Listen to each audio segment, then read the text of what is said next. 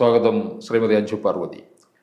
നവീൻ ബാബു ഇപ്പോഴും ഒരു ചോദ്യചിഹ്നമായി നമ്മുടെ മുന്നിൽ നിൽക്കുകയാണ്. കാരണം മലയാളികൾക്ക് ഒരിക്കലും മറക്കാൻ കഴിയാത്ത ഒരു ദാരുണ സംഭവമാണ് കണ്ണൂരിൽ നടന്നത്.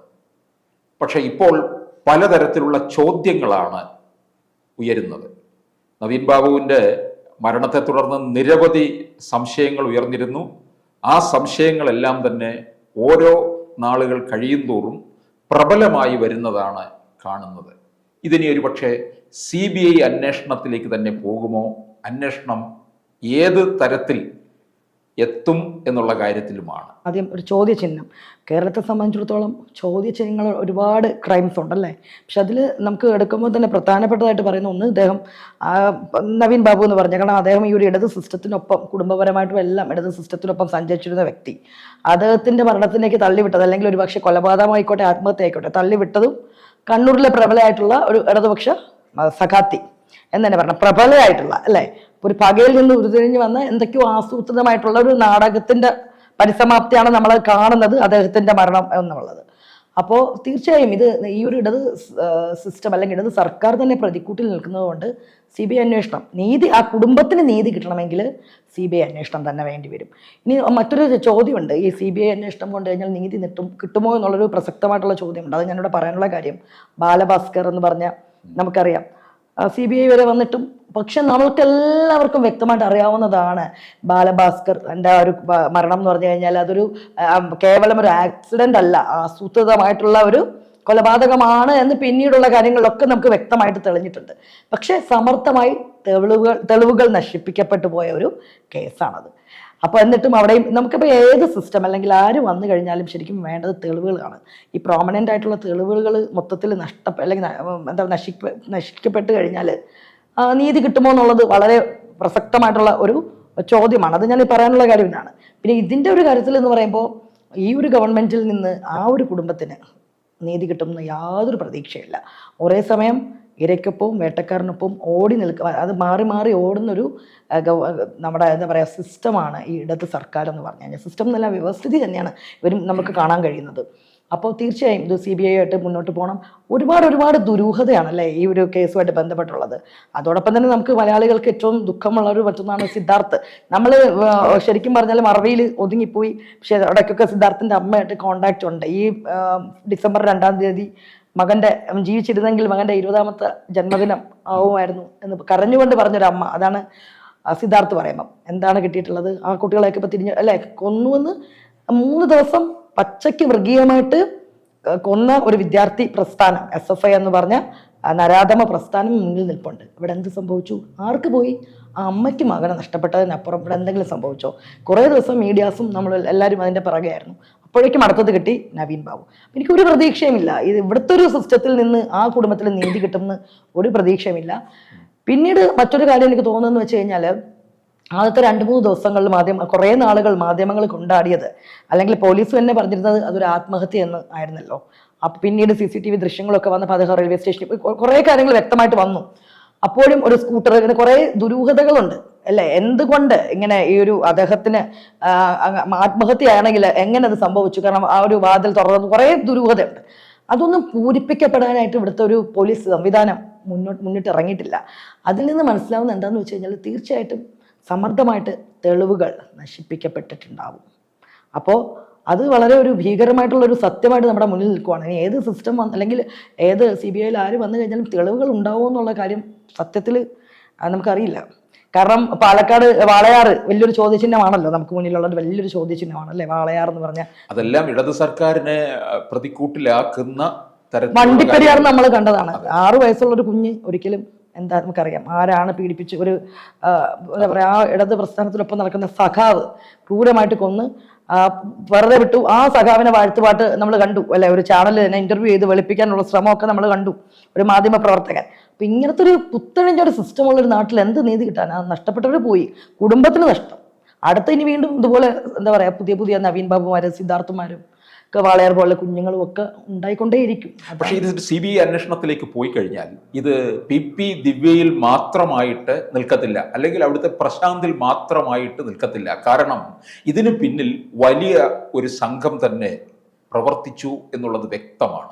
തീർച്ചയായും. കാരണം ഇതൊരു PP ദിവ്യയിൽ ഒതുങ്ങുന്നതോ അല്ലെങ്കിൽ പ്രശാന്ത് അയാൾ തന്നെ പറഞ്ഞു, ഇതൊക്കെ എന്ന് പറയുമ്പോൾ മുന്നിൽ നിർത്തിക്കളിക്കുന്ന ആൾക്കാരാണ്, പ്രബലരായിട്ടുള്ളവർ പിന്നിലുണ്ട്. നമുക്കതാണ് നമുക്ക് നോക്കിക്കഴിയുമ്പോൾ അറിയാം. ഈവൻ ഇപ്പം സംഭവിച്ച ബാലഭാസ്കറിന്റെ കേസാണെങ്കിൽ തന്നെ നമുക്ക് മുന്നിൽ നോക്കാൻ പറയും എന്തുകൊണ്ട് ബാലഭാസ്കറിന്റെ കേസ് തെളിയുന്നില്ല എന്നുള്ളത് കഴിഞ്ഞാൽ അർജുനല്ല അവിടെ. അർജുനെ മുന്നിൽ നിർത്തി കളിക്കുന്ന എന്താ പറയാ സ്വർണ്ണ മാഫിയ സംഘമുണ്ട്. ആ സ്വർണ്ണ മാഫിയ സംഘത്തിൽ ചിലപ്പോൾ പിടിക്കപ്പെടുന്നത് ഒരു പ്രകാശ് തമ്പിയോ അല്ലെങ്കിൽ അങ്ങനെ കുറച്ചുപേരെ മാത്രമായിരിക്കാം. ഇതിന് പിന്നിൽ വലിയ വൻപൻ സ്ലാവുകളുണ്ട്. ഇത് പുറത്തു വരാൻ പാടില്ല, ഇത് നിർബന്ധമാണ്. ഏത് കാണെങ്കിലും നമുക്കിപ്പോൾ അറിയാം, സിദ്ധാർത്ഥന്റെ തന്നെ SFIയിലെ കുറെ കുട്ടികൾ അവർ ചെയ്തു. പക്ഷെ ഇത് ഇവിടെ ഒരു എന്താ പറയാ വൃത്തികെട്ടൊരു സിസ്റ്റത്തിന്റെ ഭാഗമാണ് ആ കുട്ടികളും ചെയ്തത്. കാരണം ചോദ്യം ചെയ്യപ്പെടാൻ ആരുമില്ല. നിങ്ങൾക്ക് ഈ ഒരു വിദ്യാർത്ഥി പ്രസ്ഥാനത്തിൽ പ്രവർത്തിച്ചാൽ അല്ലെങ്കിൽ DYFI പോലൊരു സംഘടനയിൽ പ്രവർത്തിച്ചാൽ, ഇടത് സർക്കാരിനൊപ്പം പ്രവർത്തിച്ചാൽ, നിങ്ങൾ ആരെ കൊന്നു കഴിഞ്ഞാലും ഇവിടെ ചോദ്യം ചെയ്യാൻ നിങ്ങളെ സംരക്ഷിക്കാൻ ഞങ്ങളുണ്ട് എന്നുള്ളൊരു സംരക്ഷണ കവചം ഈ പാർട്ടി ഓൾറെഡി കൊടുത്തിട്ടുള്ളത് കൊണ്ട് തന്നെയാണ് ഇത് വീണ്ടും വീണ്ടും ആവർത്തിക്കപ്പെട്ടുകൊണ്ടിരിക്കുന്നത്. അപ്പോൾ എനിക്ക് തോന്നിയിട്ടുണ്ട് നവീൻ ബാബുവിന്റെ ഈ ഒരു പെട്രോൾ പമ്പിൽ മാത്രം ഒതുങ്ങുന്നതൊന്നുമല്ല. അദ്ദേഹത്തിന്റെ കരിയർ ഗ്രാഫ് എടുത്തു കഴിഞ്ഞാൽ അറിയാം, ഇതുവരെ അഴിമതിയുടെ യാതൊരു കറ പോലും പുരളാത്ത ഒരു മനുഷ്യൻ.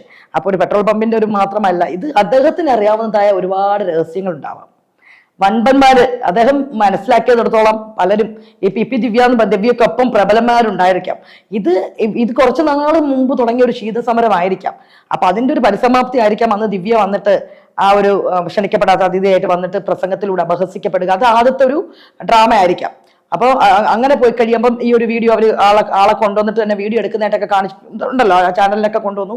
ആ ചാനൽ അയാൾ വീട്ടിലെത്തുന്നതിന് മുമ്പ് അല്ലെങ്കിൽ അദ്ദേഹത്തിന്റെ ഫാമിലിക്ക് അടുക്കൽ എത്തുന്നതിന് മുമ്പ് തന്നെ ഇത് സാമൂഹ്യ മാധ്യമങ്ങളിൽ വൈറലാവും. അതായത് ഒരു അഴിമതിക്കാരൻ എന്നുള്ള രീതിയിൽ മുദ്ര കുത്തപ്പെടണ രീതിയിലുള്ള ഒരു ടാർഗറ്റാണ്. ഒരു പക്ഷെ ദിവ്യയ്ക്ക് ഉള്ള റോൾ അവിടം വരെ ആയിരിക്കാം. ഇതിന്റെ പിന്നിൽ വേറെയും ദിവ്യയെ മുന്നിൽ നിർത്തി ഏതോ അതിലും ഉന്നതന്മാര് സംഭവം അവിടെ എന്താ പറയാ തീർത്തിട്ട് പോയിട്ടുണ്ടാവും. നമ്മൾ സിനിമകളിലൊക്കെ കാണുന്ന പോലെയുള്ള ഒരു വ്യക്തമായിട്ടുള്ള ഇപ്പൊ ചുള്ളഴിയുമോ എന്നറിയില്ല. കാരണം അത് ഇപ്പം വരുന്ന തെളിവുകൾ അനുസരിച്ച് അതൊരു ആത്മഹത്യയല്ല, പ്ലാൻഡ് മർഡർ ആണ്, വെൽ പ്ലാൻഡ്. അതിൽ ദിവ്യയുടെ റോൾ എന്ന് പറയുമ്പം ആ ഒരു വേദിയിൽ പിടിച്ചിരുത്തി അപഹസിക്കുക, തല കുമ്പിടിപ്പിക്കുക എന്നുള്ള രീതിയിൽ. അപ്പോഴേക്കും പൊതുസമൂഹം ആദ്യമേ എഴുതിയല്ലോ അത് ആത്മഹത്യയാണെന്നുള്ള രീതിയിലുള്ള വാർത്തകളൊക്കെ വന്നു. നമ്മൾ അത് ആത്മഹത്യയാണെന്ന് തന്നെ ചിന്തിച്ചു അതിന്റെ പിന്നാലെ പോയി. പക്ഷെ അപ്പോഴേക്കും പ്രബലമായിട്ടുള്ള തെളിവുകളെല്ലാം നഷ്ടപ്പെട്ടിട്ടുണ്ടാവണം. കാരണം നമുക്കറിയാം ആഡിയോ സന്തോഷൊക്കെ നമ്മുടെ മുന്നിലെ എക്സാമ്പിളാണ്. അദ്ദേഹമൊക്കെ മരണപ്പെട്ടിട്ട് ഇതുപോലെ ആത്മഹത്യ എന്ന് എഴുത്തള്ളി ഒരു അമ്മ പിന്നാലെ നിരന്തരം പോയത് കൊണ്ടാണ് അവസാനം കൊലപാതകം. പക്ഷെ ആരെയും പിടിക്കാൻ പറ്റിയിട്ടില്ലല്ലോ, കാരണം തെളിവുകളില്ല. അപ്പൊ അത് തന്നെയായിരിക്കും ഇവിടെയും സംഭവിക്കാം. കോടതി ആവശ്യപ്പെട്ടിട്ടും ഈ കേസ് ഡയറിയോ പോലീസ് അന്വേഷണ റിപ്പോർട്ടുകളോ ഒന്നും തന്നെ കൊടുക്കാനായിട്ട് കോടതി ആവശ്യപ്പെട്ടിട്ട് പോലീസ് കൊടുത്തിട്ടില്ല എന്നുള്ളതാണ്. അത് നമുക്കറിയാമല്ലോ. ഇവിടെ പോലീസ് എന്ന് പറയുമ്പോൾ ഇവിടെ ആഭ്യന്തരം എന്ന് പറഞ്ഞാൽ എന്നേ പിഴച്ചുപോയ ഒരു എന്താ പറയുക ആഭാസമായി മാറിക്കഴിഞ്ഞിട്ട് വർഷങ്ങളായി. ഈ ഒരു ഗവൺമെന്റ് ഭരിക്കാൻ വന്നിട്ട് ഇപ്പോൾ 8-9 വർഷം കൊണ്ട് നമുക്കൊരു ആഭ്യന്തരമുണ്ടോ? ആഭ്യന്തരം എന്നൊരു സിസ്റ്റമേ ഇല്ല. ആഭ്യന്തരം ആഭാസമായിട്ട് വർഷങ്ങളായി. അപ്പൊ തീർച്ചയായിട്ടും അതൊരു പോലീസുകാരുടെ നമുക്ക് പറയാൻ പറ്റില്ല, ഉന്നത പോലീസുകാർ.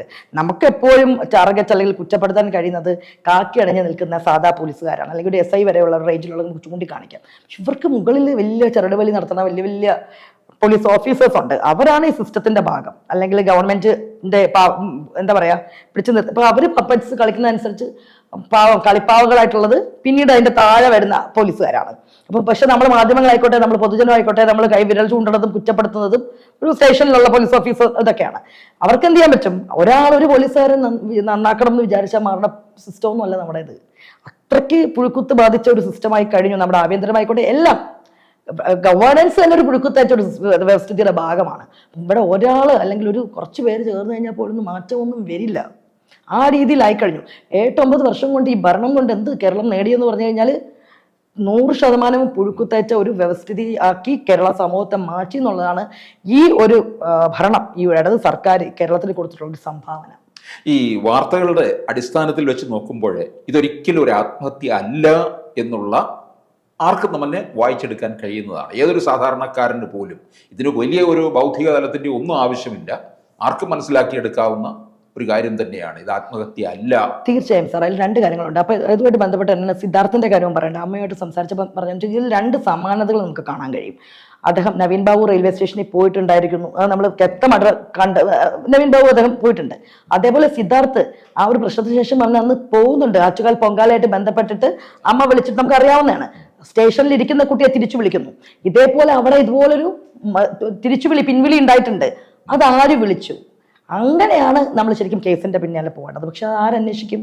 പൂച്ചക്കാര് പണി കെട്ടും എന്ന് പറഞ്ഞ പോലെ ഇതിൻ്റെയൊക്കെ പിന്നിൽ ആര് പോകും? ആർക്ക് പോകാൻ ധൈര്യം? കൂടുതൽ വാർത്തകളും വിശേഷങ്ങളും നിങ്ങളിലേക്ക് എത്താൻ ABC മലയാളം സബ്സ്ക്രൈബ് ചെയ്യുക, ബെൽബട്ടനും അമർത്തുക.